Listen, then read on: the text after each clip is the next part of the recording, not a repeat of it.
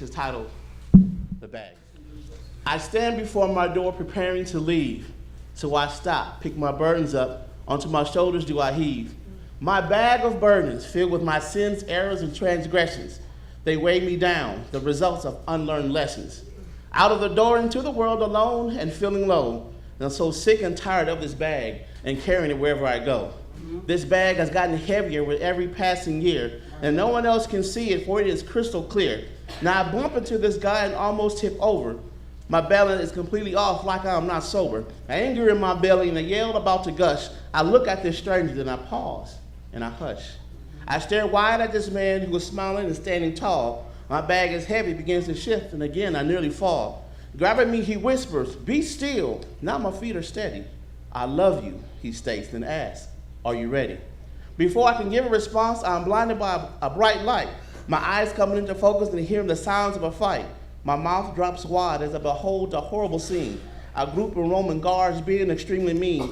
They had a man on the ground that they had just savagely beaten. He was so bloody and gory that I was glad I hadn't eaten. I wanted to help this man, but my burdens got in my way. I just watched as they spit on him and mocked him, much to my dismay. Another flash of light, and I'm on a hill that is dreary. Looming before me, 3 crosses standing on Calvary. On an old rugged cross hung that same beaten man, thorns on his head, his sides pierced, nails in his feet and hands. He looked at me with kindness in his eyes, and he spoke to my spirit words that I knew were truth and not lies. His eyes said, "I do this for you."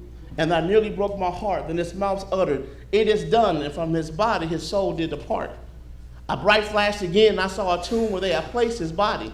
My bag still in hand, and I wondered, why would he die for me? They rolled a huge stone, and the tomb was now sealed. And I yelled to open it back up, but the guards ignored my appeal. For 3 days, I shoved and pulled on that mighty rock. For 3 days, I looked away in, but I couldn't because that tomb was locked. And exhausted by my efforts, to the ground, that's where I lay. Then I felt a rumble as a stone moved away. So weary, and knowing that it was because of my sins, that was the cause for him to have to give up his life when I was filled with all my flaws. And I crawled, dragging my burdens to that open tomb, and I peered into a vacancy that now filled the room. I felt a tug on my bag, and it made me turn my head, and there stood Jesus the Christ, alive and not dead. And lovingly he pushed just a drop of his blood upon my brow, and instantly my bag disappeared, and in awe I bow.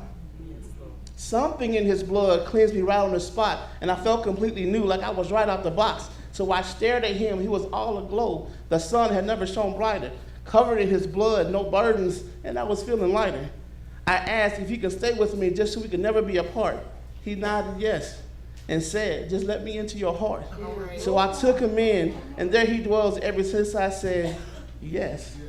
Burdens gone, covered in his blood, now saved and truly blessed. Thank you.